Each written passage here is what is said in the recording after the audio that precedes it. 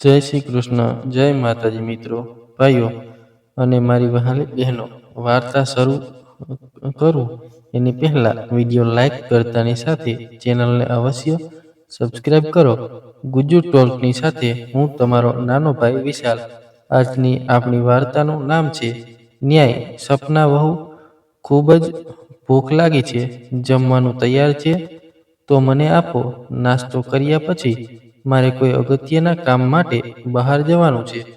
પુત્ર રાજીવના ઓફિસ ગયા બાદ પોતાના રૂમમાંથી બહાર આવતા શિવદયાલજીએ કહ્યું અને ખુરશી પર બેસવા લાગ્યા કે તરત જ તેની પુત્રવધુ સપના તેના રૂમમાંથી તૈયાર થઈને બહાર આવી અને બોલી, અબુજી, મારી પાસે અત્યારે સમય નથી.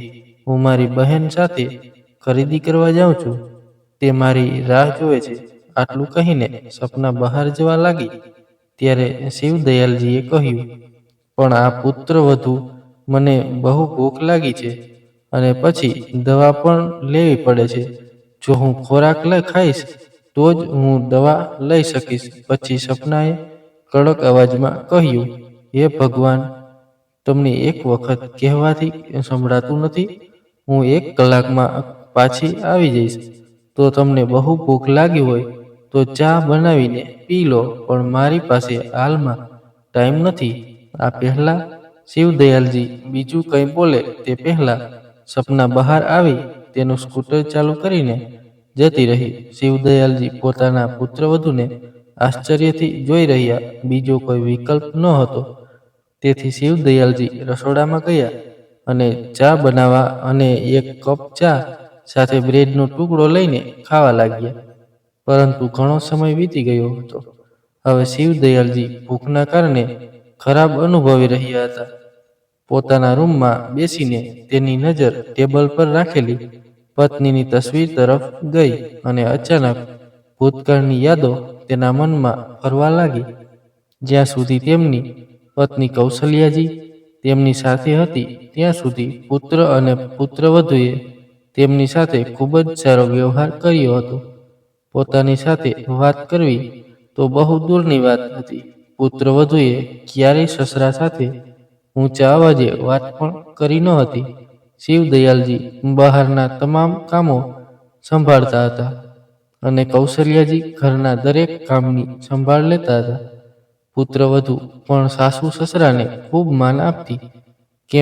કેમ ના આપે? સાસુ તેણીની જીવતી હતી ત્યાં સુધી તેને ઘરના કામો કરવાની કોઈ જરૂર હતી ન હતી.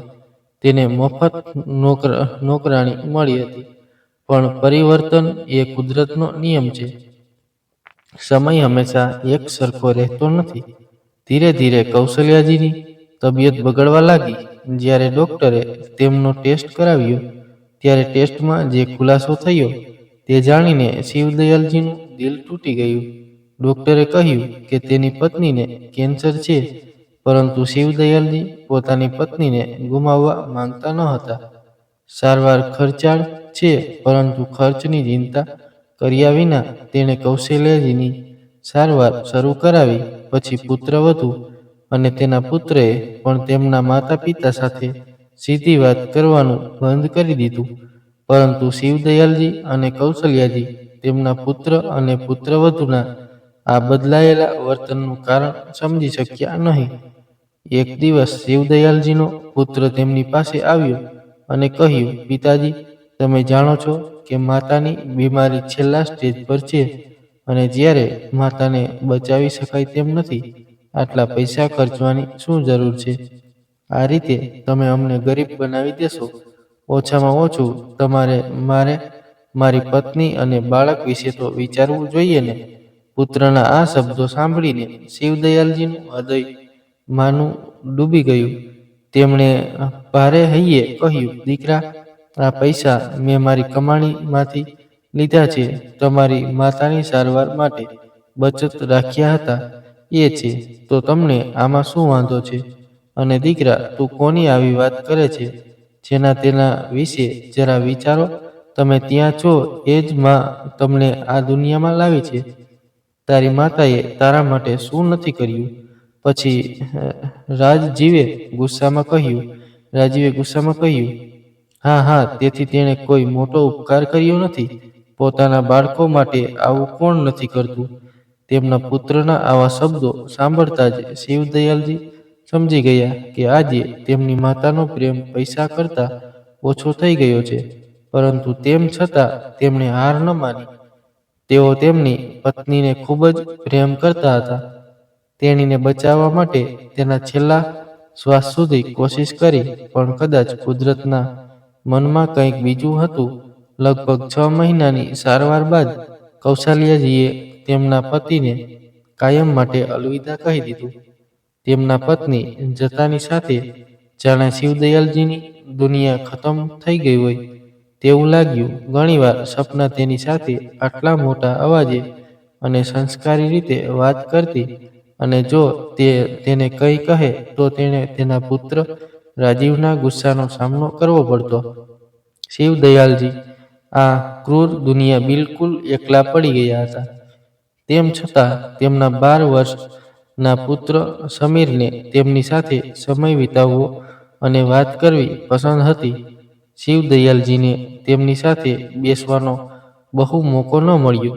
તેને સવારે શાળાએ જવાનું હતું અને સાંજે ટ્યુશનમાં જવાનું હતું, અને જો તે ક્યારેય તેના દાદા સાથે થોડીવાર બેસે તો પણ તેની માતા તેને કોઈને કોઈ કામ કહેતી અને કોઈને કોઈ બહાને તેને પોતાની પાસે બોલાવતી. એક દિવસ રવિવારે જ્યારે રાજીવ ઘરે હતો ત્યારે તે તેના પિતા પાસે આવ્યો અને કહ્યું, હે બાપુજી, હું વિચારતો હતો કે હવે આપણે ગામમાં નથી રહેતા. તેની ગામમાં ઘરની પણ કાળજી લેવામાં આવતી નથી. સૌથી પહેલા તમે ઉપયોગ કર્યો હતો. અવારનવાર ત્યાં ફરવા જવાનું, પણ હવે તમારી તબિયત સારી નથી તો ગામડાનું ઘર વેચી દઈએ. તો પોતાના પુત્ર વિશે વાત કરતા શિવદયાલજીએ કહ્યું, ના ના, ગામડાનું ઘર અમારી પિતૃક સંપત્તિ છે, જ્યાં હું બિલકુલ વેચવા માંગતો નથી. પછી સપનાએ ઝડપથી કહ્યું, તમે જાણો છો કે રાજીવે હમણાં જ નવો ધંધો શરૂ કર્યો છે, તેથી તેને પૈસાની ખૂબ જ જરૂર છે, અને કોઈ પણ રીતે સમય ખૂબ જ ખરાબ છે. એવું ન થવું જોઈએ કે ભાડુઆત અમારા ઘરનો કબજો લઈ લે. તેમના પુત્ર અને પુત્રવધૂની વાત સાંભળીને શિવદયાલજીને પણ લાગવા માંડ્યું કે આ સાચું છે. માનવ જીવનની કોઈ ખાતરી નથી, તેથી બધા કામ સમયસર થવું જોઈએ. તે બધું સારું છે. આખરે શિવદયાલજીએ ગામનું ઘર વેચી દીધું અને તેમને મળેલા પૈસાનો ચોથો ભાગ રાખ્યો અને બાકીના તેમના પુત્રને આપી દીધા. હવે સપના અને રાજીવ ઘણા ખુશ હતા. થોડા દિવસો પછી સપનાએ તેના સસરાને સમયસર ખાવાનું, ચા અને નાસ્તો આપ્યો. પરંતુ જેમ જેમ સમય વીતતો ગયો તેમ તેમ તેમનું વલણ બદલાતું ગયું. જે પુત્રવધુ થોડા દિવસો પહેલા સુધી સસરાને પાણી પણ આપી દેતી હતી, હવે તેને 2 ટાઈમનો રોટલો પણ આપવો ભારે લાગવા લાગ્યું હતું. સસરાને અટકાવવું અને મોટેથી વાત કરવી એ તેનો રોજનો નિત્યક્રમ બની ગયો હતો. શિવદયાલજીને શરીરમાં દુખાવો થતો હશે, પરંતુ તેઓ ગૂંગળામણથી પીડાતા રહે છે. તેઓ તેમના દુઃખ અને સમસ્યાઓ કોઈની સાથે શેર કરી શકતા ન હતા, અને આજે તે નાસ્તા માટે રાહ જોઈ રહ્યા હતા. ત્યારે બપોર થઈ ગઈ હતી. સપના બપોરે 2:30 વાગ્યે ઘરે પરત ફરી. પછી ક્યાંક શિવદયાલજીએ નાસ્તો કર્યો. ખાધા પછી તેઓ તેમના કામ પર જાય છે, પરંતુ સાંજે ઘરે પાછા આવ્યા ત્યારે તે ખૂબ જ પરેશાન હતા. ત્યાં સુધીમાં તેમનો પુત્ર રાજીવ પણ ઘરે પહોંચી ગયો હતો. ઘરે પાછા ફર્યા પછી તેમણે કહ્યું, દીકરા રાજીવ, મારી દવા લેવા માટે મારે થોડા પૈસાની જરૂર હતી, તેથી આજે હું પૈસા ઉપાડવા બેંકમાં ગયો. પરંતુ પુત્ર, એક વાતે મને આશ્ચર્યચકિત કરી દીધું. જ્યારે મેં એકાઉન્ટ તપાસ્યું ત્યારે માત્ર શૂન્ય હતું.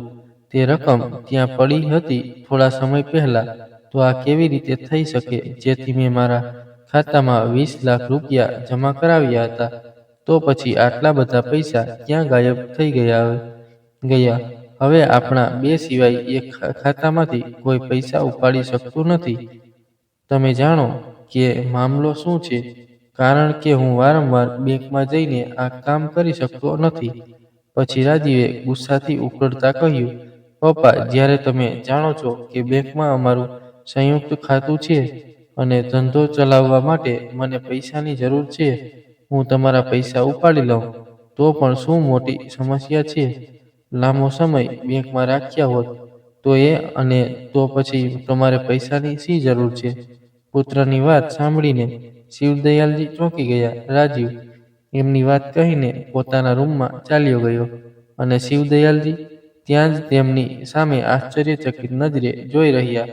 આજે તેઓ પોતાને અનુભવતા હતા છેતરપિંડી કરી કે ભાઈ, આ તો તેણે આખી જિંદગી માટે જે પૈસા બચાવ્યા હતા તે હવે ગયા છે.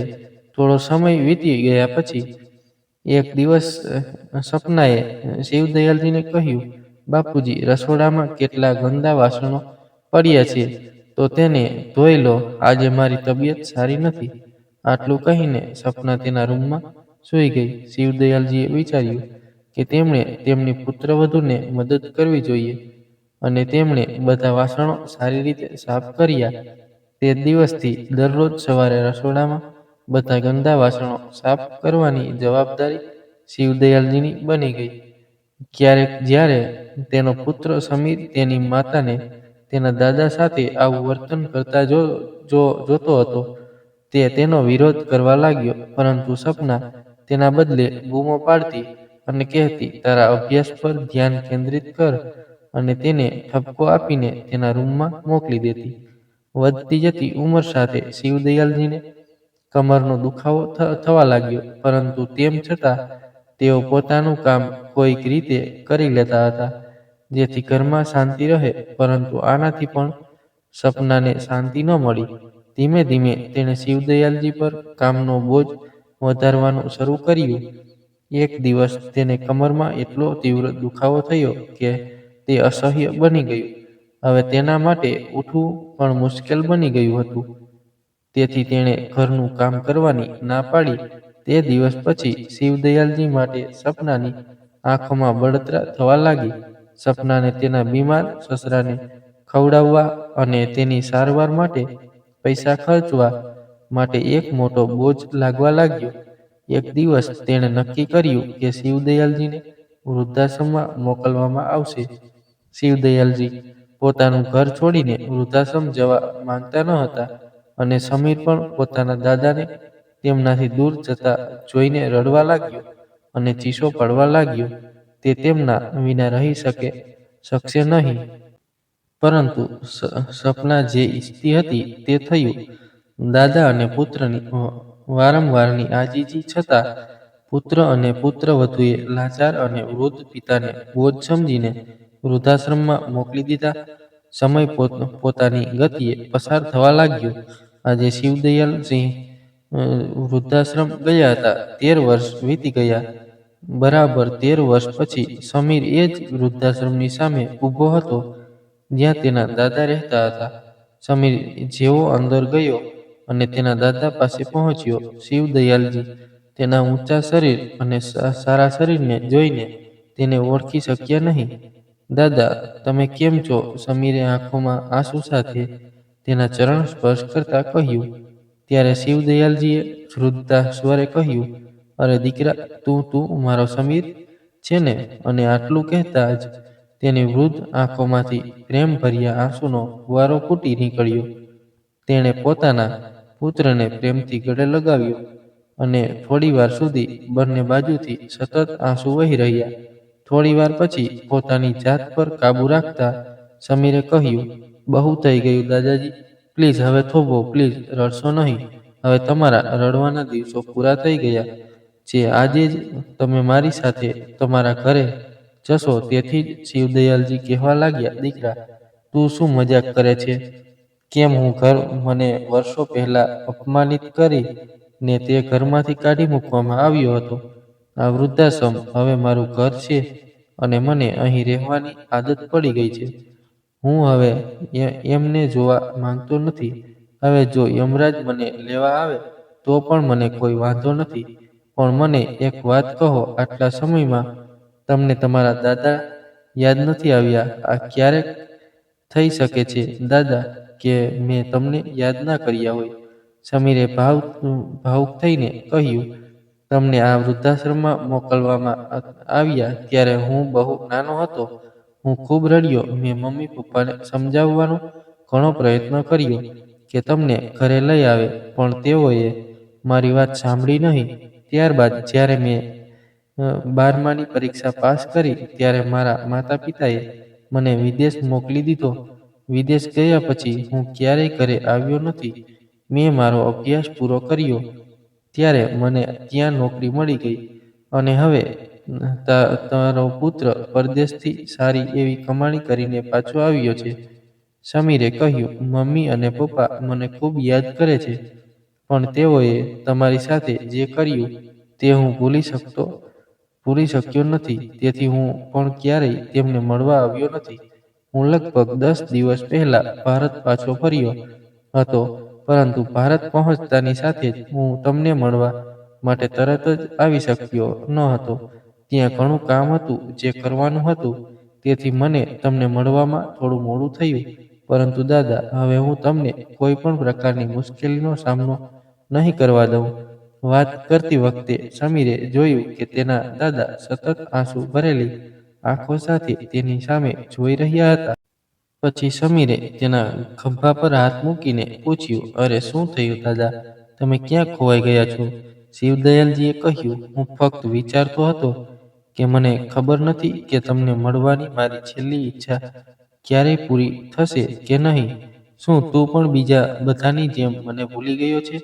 જ્યારે તેનો પોતાનો દીકરો હવે પોતાનો નથી, તો પછી તે શા માટે કોઈને ફરિયાદ કરે? દાદાજીના ખભા પર હાથ મૂકતા સમીરે કહ્યું, હે દાદાજી, હું તમને એક દિવસ પણ ભૂલ્યો નથી.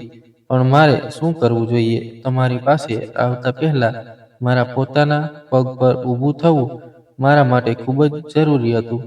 ત્યારે શિવદયાલજીએ કહ્યું, દીકરા, આજ સુધી હું તે પોતાના ભાગ્યને દોષ દેતો હતો. કદાચ એ મારું નસીબ હતું કે મારે આ દિવસો જોવા મળ્યા. પણ બેટા, આજે તને મળ્યા પછી મને મારા નસીબ પર ગર્વ છે કે ભગવાને મને તમારા જેવો હોનહાર પુત્ર આપ્યો છે. સમીર ઊભો થયો અને તેમનો હાથ પકડીને બોલ્યો, તો દાદાજી, તો ચાલો મારી સાથે. હું હમણાં જ તમારું સામાન પેક કરીશ. તમે તૈયાર થઈ જાઓ. શિવદયાલજીએ હળવેકથી કહ્યું, દીકરા, હું સારી રીતે જાણું છું કે મારો દીકરો અને વહુ કેવી છે. તેઓ મને ક્યારેય એ ઘરમાં પાછા આવવા દેશે નહીં, અને કોઈ પણ રીતે હું અહીં ખૂબ સારી રીતે જીવી રહ્યો છું. હું નથી ઈચ્છતો કે મારા કારણે એ ઘરમાં ફરી ઝઘડા થાય. તમે થોડા સમય પછી મને મળવા આવજો. મને આનાથી સંતોષ થશે. પણ હવે એ ઘરમાં પાછું જવું મારા માટે શક્ય નથી. પછી સમીરે તેમની સામે ત્રાંસી નજરે જોયું અને કહ્યું, ઠીક છે દાદા, તો પછી તમારી પૌત્રી કન્યા વહુ તમારા આશીર્વાદથી વંચિત રહેશે. કંઈ વાંધો નહીં, હું જાઉં છું. સાંભળવામાં એટલો સમય લાગ્યો કે શિવદયાલજી બાળકની જેમ ઝીલાવા લાગ્યા. તમે શું કહ્યું? મારી પૌત્રી કન્યા? સમીર, તું પરણેલ છે? આટલું કહીને શિવદયાલજીની આંખો ચમકી. અરે ના દાદાજી, તમારા વિના હું લગ્ન કેવી રીતે કરી શકું? લગ્નની તમામ તૈયારીઓ પૂર્ણ થઈ ગઈ છે, અને જો તમે હવે મારી સાથે નહીં આવશો તો હું લગ્નના બંધનમાં બાંધીશ નહીં. સમીરે હસતા હસતા કહ્યું, ના દીકરા, તું શું વાત કરે છે? મારા વહાલા પુત્રના લગ્ન થાય અને હું ન આવું? હું આટલા લાંબા સમયથી આ દિવસની રાહ જોઈ રહ્યો હતો. પણ દીકરા, છોકરી કોણ છે અને ક્યાંની છે? શિવદયાલે કુતૂહલવશ પૂછ્યું. તો સમીરે કહ્યું, દાદા, અર્પિતા દિલ્હી શહેરની છે. તે મારી સાથે વિદેશમાં કામ કરતી હતી. ત્યાં જ હું તેને મળ્યો અને ધીમે ધીમે અમે સારા મિત્રો બની ગયા. શું તું જાણે છે દાદા, વિદેશમાં જ્યારે પણ હું તમને યાદ કરતો ત્યારે હું અવારનવાર વૃદ્ધાશ્રમમાં જતો. પછી અર્પિતા પણ મારી સાથે ત્યાં જવા લાગી. હું તેના વર્તનથી ખૂબ પ્રભાવિત થયો હતો. મને નવાઈની વાત એ હતી કે આજના યુગમાં હોવા છતાં તેમને વડીલો સાથે બેસીને તેમની સાથે વાત કરવી અને તેમના સુખ દુઃખને વહેંચવાનું ગમતું. અને પછી એક દિવસ એવો આવ્યો જ્યારે અમે એકબીજાને જીવનસાથી બનાવવાનું નક્કી કર્યું. શિવદયાલજી તેમના પુત્ર સમીર માટે ખૂબ જ ખુશ હતા. પછી સમીરે કહ્યું, હવે જરાય વિલંબ કરશો નહીં દાદા, જવાની તૈયારી કરો. પણ દીકરા, તારે આશ્રમમાં ડાયરેક્ટર સાથે પણ વાત કરવી પડશે ને? અરે દાદા, મેં લોકો સાથે વાત કરી લીધી છે અને મેં બધી ઔપચારિકતાઓ પૂરી કરી લીધી છે. તમે બસ જવાની તૈયારી કરો, સમીરે જવાબ આપ્યો. થોડી જ વારમાં સમીર તેના દાદાને તેની કારમાં બેસાડી ઘરે લઈ આવ્યા, જેથી કાર ઘરની બહાર ઊભી રહી. અને શિવદયાલજીએ ઘર તરફ જોયું તો તેમની આંખો ફરી ચમકી.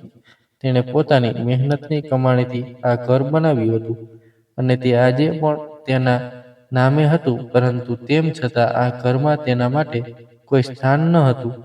તેમનું અપમાન કર્યા બાદ તેમના પુત્ર અને પુત્રવધૂએ તેમને વૃદ્ધાશ્રમમાં મોકલી દીધા હતા. તેમણે આ ઘરમાં રહેવા માટે ખૂબ આજીજી કરી હતી, પરંતુ તે કોઈ પણ સંજોગોમાં સંમત થવા તૈયાર ન હતા.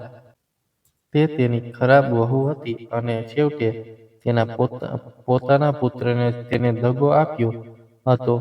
તો તે બિચારા વૃદ્ધ પિતા બીજા કોની પાસેથી અપેક્ષા રાખી શકે? થોડીવાર ઘરની બહાર ઊભા રહી ઘર તરફ જ જોતા રહ્યા. એટલામાં જ સમીરે બેલ વગાડી અને તેની માતા સપનાએ દરવાજો ખોલ્યો. દરવાજો ખોલતાની સાથે જ તેણીએ પ્રેમથી કહ્યું, જુઓ, હવે વરરાજા આવી ગયા છે. તેણે મને કહ્યું હતું કે તે ટૂંક સમયમાં આવશે. અહીં લગ્ન પહેલાંની તમામ વિધિઓનો સમય નક્કી કરવામાં આવી રહ્યો છે અને અમારા દીકરાનો કોઈ પતો નથી. ત્યારે સમીરે કહ્યું, અરે માં, પણ એક કામ હતું. એ પણ એક કામ કરવું ખૂબ જ જરૂરી હતું. ઠીક છે, અમને પણ જણાવો, એવું કયું અગત્યનું કામ હતું જેના કારણે તમે લગ્નના બધા કામ છોડીને જતા રહ્યા? સપનાએ પૂછ્યું. એ જ સમયે સમીર ત્યાંથી દૂર ગયો અને સપનાના હોશ ઉડી ગયા જ્યારે તેણે જોયું કે તેના સસરા દરવાજા પર ઊભા છે. એમની આંખો પર વિશ્વાસ ના થયો. કોઈક રીતે તેણીએ પોતાની જાત પર કાબૂ રાખ્યો અને કહ્યું, બાબુજી, તમે અહીં? તે જ સમયે સમીરે કહ્યું, હા મમ્મી, હું મારા દાદાને મારા લગ્ન સમારોહમાં હાજરી આપવા માટે લાવ્યો છું અને હવેથી મારા લગ્ન સુધી તેઓ અમારી સાથે અહીં આ ઘરમાં જ રહેશે. સમીરની આ વાત સાંભળીને સપના સ્તબ્ધ થઈ ગઈ. સપનાને એક સમયે તેના પુત્રને જોરથી થપ્પડ મારવાનું મન થયું હતું, પરંતુ હવે તે નાનો બાળક નથી રહ્યો. તે કોઈને ઠપકો આપીને તેની વાત સામે સંમત કરાવી શકે એવો હતો. હવે તેનો દીકરો જુવાન થઈ ગયો હતો. તે અવિચારી રીતે કોઈ ખોટું પગલું ભરીને તેના પુત્રને ગુમાવવા માંગતી ન હતી. તેથી તેણે પોતાને શાંત રાખવાનું શ્રેષ્ઠ માન્યું. પછી તે વિચારવા લાગી. સમીરે પોતે કહ્યું છે કે બાબુજી તેમના લગ્ન સુધી અહીં જ રહેશે અને લગ્ન થોડા દિવસોમાં જ થવાના છે. આનો અર્થ એ છે કે મારે તેમની સાથે વધુ સમય સુધી સહન કરવું પડશે નહીં. અને જો તમે તેના વિશે વિચારો છો તો એક રીતે સારું થયું કે સમીર દાદાને ઘરે લઈ આવ્યો. નહીંતર લગ્ન માટે જ્ઞાતિ સમાજના લોકો અને સગા સંબંધીઓ ભેગા થયા હોત તો બાબુજી વિશે ચોક્કસ પૂછત.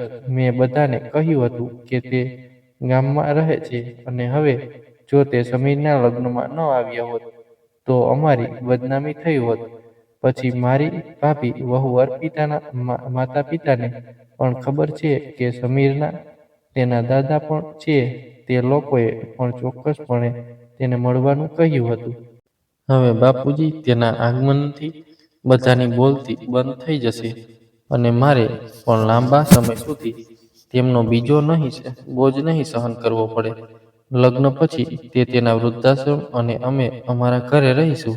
આ વિચારતા જ સપનાના ચહેરા પર એક દ્રષ્ટ સ્મિત દેખાયું. બીજે દિવસે સમીર તેના દાદાને બજારમાં લઈ ગયો અને તેમના માટે સારા કપડાં ખરીદી કર્યા. પછી સમીર તેમને એક સરસ રેસ્ટોરન્ટમાં લઈ ગયો, જ્યાં તેણે તેના દાદાની પસંદગીનું ભોજન ઓર્ડર કર્યું. આજે પહેલીવાર શિવદયાલજી તેમના પુત્ર સાથે સારો સમય પસાર કરી શક્યા. સમીર સાથે વાતચીત કરતી વખતે તેમને લાગ્યું કે તે તેના મિત્ર સાથે વાત કરી રહ્યા છે. આખરે એ તારીખ આવી ગઈ કે જે દિવસે સમીરના લગ્ન થવાના હતા. લગ્ન માટે બહુ મોટી હોટેલ બુક કરાવી હતી. આજે સપનાના પગ પણ જમીનને અડતા ન હતા. તે તેના પુત્રના લગ્નને લઈને ખૂબ જ ઉત્સાહિત હતી. આ અંગે તે સૌથી વધુ ઉત્સાહિત છે. એવું કહેવામાં આવ્યું હતું કે લગ્ન પછી તેનો પુત્ર અને પુત્રવધુ વિદેશ પાછા નહીં જાય, પરંતુ વિદેશમાં નોકરી છોડીને ભારતમાં કામ કરશે અને તેમની સાથે રહેશે. તેના મનમાં માટે સપના જોતી હતી કે જો તેનો દીકરો અને વહુ સાથે રહે તો જીવન કેટલું સુખી બની જશે, અને જો કાલે પોતરો હશે તો આખું ઘર ખુશીઓથી ભરાઈ જશે. આપણું ઘડપણ બહુ આનંદમાં પસાર થશે. પણ મિત્રો, એક કહેવત છે કે બાવળના ઝાડ વાવો તો આંબા ક્યાંથી વાવશે. તેમના ભવિષ્ય વિશે સપના સોનેરી સપના જોતી વખતે કદાચ ભૂલી ગઈ હતી. થોડી વાર પછી સમીર તૈયાર થયો અને સપના તેને કોસતી રહી. બીજી તરફ શિવદયાલજીએ પોતાના પુત્રને વરના રૂમમાં જોતા જ તેમની આંખો ખુશીના આંસુઓથી ભરાઈ આવી હતી. તેઓ ઘણા સમયથી આ દિવસની રાહ જોઈ રહ્યા હતા. લગ્નની તમામ વિધિઓ ખૂબ જ ધૂમધામથી પૂર્ણ કરવામાં આવી હતી. સમીર વરના રૂપમાં તેના દાદાનો પરિચય તેના મિત્રો અને અર્પિતાના પરિવાર સાથે કરાવી રહ્યો હતો. દરેક તેની વાતચીતમાં તે ફક્ત તેના દાદા તરફ જ ધ્યાન આપતો હતો. સપનાને આ બિલકુલ ગમતું ન હતું, પરંતુ તે તેના પુત્રના લગ્ન સમયે કોઈ ડ્રામા કરવા માંગતી ન હતી. તેથી કોઈક રીતે તેણીએ પોતાનો ગુસ્સો પી લીધો. પણ તેણે મનમાં નક્કી કરી લીધું હતું કે લગ્નની વિધિઓ પૂરી થયા પછી બધા સગા વહાલા જતા તે દીકરાને જે કંઈ ઈચ્છે તે કરવા દેશે નહીં, અને તેના સસરાને વૃદ્ધાશ્રમ મોકલી દેશે. જ્યારે વિદાયનો સમય આવ્યો ત્યારે નવા પરણેલા યુગલ માટે ફૂલોથી શણગારેલી ગાડી તૈયાર હતી. સમીરે પહેલા તેના દાદાને એ કારમાં બેસાડ્યા. ત્યારબાદ સમીર અને તેની પત્ની અર્પિતા કારમાં બેઠા. પરંતુ સમીરના માતા પિતા કારમાં બેસવા લાગ્યા કે તરત જ સમીરે કહ્યું, અરે માતા, આ કારમાં તમારા માટે જગ્યા નહીં હોય, તમે બીજી કારમાં આવો. આ સાંભળીને સપનાના દિલ પર ઊંડી અસર થઈ. તે એના સસરાને ત્યારે જ ઉતારવા માંગતી હતી, પણ તેણે આજુબાજુ જોયું તો બધા સંબંધીઓ તેની સામે જોઈ રહ્યા હતા. આજીજીભર્યા સ્મિત સાથે તે તેના પતિને લઈને બીજી કારમાં બેસી ગઈ. ઘરે પહોંચ્યા પછી તેણે વર કન્યાનું સ્વાગત કરવાની તૈયારી કરવાની હતી. તેથી સપનાએ ડ્રાઈવરને ઝડપથી ઘરે લઈ જવા કહ્યું. આખા રસ્તામાં તે મનમાં ખૂબ જ ઉત્સાહી હતી અને વિચારતી હતી કે આજે સમીર અને અર્પિતાનું ઘરમાં ખૂબ જ ધામધૂમથી સ્વાગત થશે. પણ હું સમીરના દાદાને મારા દરવાજે આવવા નહીં દઉં. હું તેને બહારથી વૃદ્ધાશ્રમમાં પાછો મોકલીશ. થોડી જ વારમાં સપના તેના પતિ રાજીવ સાથે તેના ઘરે પહોંચી ગઈ. જ્યારે તે ઘરે પહોંચ્યા તો મેં જોયું કે વર કન્યાની કાર હજી આવી નથી. સપનાએ રાહતનો નિશ્વાસો નાખ્યો, એમ વિચારીને કે બાળકોને આવકારવાની તૈયારી કરવા માટે ઓછામાં ઓછો થોડો સમય મળશે. તે ખૂબ જ ઉત્સાહથી દોડીને તેણીએ તૈયારીઓ કરી. તેણીએ ચોખાથી ભરેલો કલશ દરવાજા પર રાખ્યો અને તિલક અને આરતી માટે શણગારેલી થાળી લઈ આવી અને તેના બાળકોની રાહ જોતી બારણે આતુરતાથી ઊભી રહી. એકાદ કલાક વીતી ગયો, પણ પુત્ર અને પુત્રવધૂનો કોઈ પત્તો લાગ્યો ન હતો. જ્યારે સપના તેમની રાહ જોઈને થાકી ગઈ ત્યારે તેણે રાજીવને કહ્યું, અરે જુઓ, તમારો દીકરો ક્યાં છે? ચિંતા ના કર, હું ફોન કરીને પૂછીશ. આટલું કહી રાજીવે સમીરને ફોન કર્યો, પણ સમીરે ફોન ઉપાડ્યો નહીં. હવે સપના અને રાજીવની આંખો દીકરા અને વહુની અપેક્ષાએ ફરવા લાગી, પણ કોઈ આવ્યું નહીં. સપનાએ સમીરને ફરી ફોન કર્યો. આ વખતે તેણે ફોન ઉપાડ્યો. સમીરનો અવાજ સાંભળતા જ સપનાએ કહ્યું, "હેલો દીકરા, ક્યાં છો? તમે લોકો આવવામાં આટલો સમય કેમ લગાડી રહ્યા છો? હું અને તારા પપ્પા ઘણા સમયથી અહીં તારી રાહ જોઈ રહ્યા છીએ. લાંબા સમયથી દરવાજા પર ઊભી છું. મમ્મી, હકીકત એ છે કે અમે વૃદ્ધાશ્રમમાં ગયા હતા અને ત્યાં ઘણો સમય વિતાવ્યો હતો." પુત્રની આ વાત સાંભળીને સપનાનો ચહેરો ચમકી ઉઠ્યો અને હસતા હસતા કહ્યું, "તમે આ ખૂબ સારું કર્યું છે કે તમે પહેલાથી જ દાદાને વૃદ્ધાશ્રમમાં છોડી દીધા." "ના ના મમ્મી, તમે કદાચ ગેરસમજમાં છો. ખરેખર દાદાનો કેટલોક સામાન ત્યાંથી ઉપાડવાનો હતો અને દાદા પણ તેમના કેટલાક મિત્રો સાથે અમારો પરિચય કરાવવા માંગતા હતા. તેથી તેમણે અમને પહેલા આશ્રમ જવા કહ્યું. ત્યાંના બધા વડીલોએ અમને ખૂબ આશીર્વાદ આપ્યા અને બધાને મળવામાં ઘણો સમય લાગ્યો." "ઠીક છે મમ્મી, હવે આપણે અહીંથી સીધા દાદાના ઘરે જઈએ છીએ." આ સાંભળીને સપનાના પગ નીચેથી જમીન સરકી ગઈ. "શું દાદાના ઘર? તમારો મતલબ શું છે?" "એનો અર્થ એ છે કે મમ્મી એ આ શહેરમાં મારા દાદાના નામે ઘર ખરીદ્યું છે. હવે આપણે ત્યાં દાદા સાથે રહીશું અને જ્યાં સુધી સ્વાગતની વાત છે, તમારે તેના માટે કોઈ મુશ્કેલીનો સામનો કરવાની જરૂર નથી. મેં બધી તૈયારીઓ કરી લીધી હતી. નવી વહુને હવે દાદા જ તેમના ઘરે આવકારશે." આ સાંભળીને સપનાને ચક્કર આવવાને કારણે બેહોશ થઈ જવાની હતી. ફોન સ્પીકર પર હતો એટલે નજીકમાં ઊભો રહેલો રાજીવ પણ બધું સાંભળી રહ્યો હતો. "આ તું શું બોલે છે દીકરા?" રાજીવે આંસુભર્યા સ્વરે કહ્યું. સમીરે કહ્યું, "પાપા, ચિંતા ના કરો. હું તમને મારું સરનામું મોકલીશ.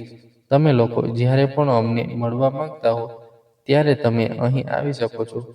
પછી સમીરે ફોન કાપી નાખ્યો. જ્યારે તેઓ ઘરના મુખ્ય ગેટ પર પહોંચ્યા, ત્યાં એક ખૂબ જ સુંદર નેમપ્લેટ હતી, જેના પર મોટા સોનેરી અક્ષરોમાં લખ્યું હતું, "શિવદયાલ વર્મા." જેવી સપના અને સંપૂર્ણ ઈર્ષ્યા આવી તે જ સમયે વર અને વરરાજાની કારને ફૂલોથી શણગારવામાં આવી. સમીર દાદાનો હાથ પકડીને ઘર તરફ લઈ જવા લાગ્યો ત્યારે સપનાએ ગુસ્સાવાળા સ્વરે કહ્યું, "આ શું અસભ્યતા છે સમીર? તું તારું ઘર છોડીને ક્યાં ઘરે જઈ રહ્યો છે?" "મમ્મી, કદાચ તમે બરાબર વાંચ્યું નથી. આ મારા દાદાનું ઘર છે. ઘરની બહાર તેમનું નામ પણ લખેલું છે. છતાં પણ તમે મને આ પ્રશ્ન પૂછો છો? સારું, આજે તારા દાદા તારું સર્વસ્વ બની ગયા છે. અને અમારું શું? શું તમે અમારા વિશે કંઈ વિચાર્યું નથી? અમે તમારા માતા પિતા છીએ, જેમણે તમને જન્મ આપ્યો છે, તમારું પાલન પોષણ કર્યું છે, તમને શિક્ષણ આપ્યું છે અને તમને એટલો મોટો કર્યો છે કે તમે આજે આ તબક્કે પહોંચ્યા છો. અમને છોડતા પહેલા તમે એકવાર પણ વિચાર્યું ન હતું કે અમે તમારા વિના કેવી રીતે જીવીશું? તું આટલો સ્વાર્થી કેવી રીતે બની શકે છે દીકરા?" પિતાએ સમીરને પૂછ્યું. તો સમીરે કહ્યું, "કેમ પપ્પા, દાદા શું તમારા પિતા નથી, જેમણે લોહી અને પરસેવો વહાવી દીધો તમારા માટે? ત્યારે તમારી જરૂરિયાતો પૂરી થઈ, તમને ઉછેર્યા, તમને શિક્ષિત કર્યા, તમને સમાજમાં ઊભા થવા સક્ષમ બનાવ્યા. પરંતુ શું તમે તેમના માટે યોગ્ય કર્યું? અરે, તમે તેમના માથા પરથી છત છીનવી લીધી. જે ઘર તેણે પોતાની મહેનતથી બનાવ્યું હતું, તેમાંથી તમે તેમની ફેંકી દીધા. આટલો બધો દગો કરતા પહેલા તમે એનો વિચાર કેમ ના કર્યો? અરે, ભગવાનનો આભાર માનો કે દાદાએ તમને તે ઘર ખાલી ના કરાવ્યું. તેમનું હૃદય કેટલું મોટું છે તમારા બંને માટે. દાદાએ બનાવેલું ઘર છે, તમે ત્યાં આરામથી રહી શકો છો. પણ આજ પછી હું તમારી સાથે રહીશ એવી અપેક્ષા રાખશો નહીં. દાદા અમારું સ્વાગત કરવા આરતીની થાળી લઈને ઊભા છે. જો તમારે આવવું હોય તો તમે થોડા સમય માટે આવી શકો છો." આટલું કહીને સમીર પત્નીનો હાથ પકડીને ઘરના દરવાજે પહોંચ્યો. શિવદયાલજીએ બંનેને તિલક લગાવીને તેમનું સ્વાગત કર્યું. તેમણે તેમના પુત્ર અને પૌત્રીનો હૃદયપૂર્વક આભાર વ્યક્ત કર્યો. બંને માટે અગણિત આશીર્વાદો નીકળી રહ્યા હતા. આરતી પછી તેમણે તેમના બંને હાથ ઊભા કર્યા અને તેમને ખૂબ આશીર્વાદ આપ્યા. બીજી તરફ પુત્રવધુ અને પુત્રના આ શબ્દો સાંભળીને સપના અને રાજીવ શરમથી જમીન પર ખસી ગયા હતા. ભૂતકાળની બધી વાતો તેમના મગજમાં ફરવા લાગી. આજે તેના પોતાના કર્મો તેમની સામે ઊભા હતા. તેમની આંખમાંથી આંસુની ધારા વહી રહી હતી અને આજે સમીર તેમના દાદાના આંસુના દરેક ટીપાને ગણી રહ્યો હતો. તો મિત્રો, તમને આ વાર્તા કેવી લાગી? કૃપા કરીને લાઈક અને કોમેન્ટ કરીને અમને જણાવો અને ચેનલને સબસ્ક્રાઇબ કરવાનું ભૂલશો નહીં. મારા વાલા, એક નવી વાર્તા સાથે મળીશું. તમારો ખૂબ ખૂબ આભાર. ગુજ્જુ ટોકની સાથે હું તમારો નાનો ભાઈ વિશાળ. લાઈક, શેર અને સબસ્ક્રાઇબ કરવાનું ભૂલતા નહીં.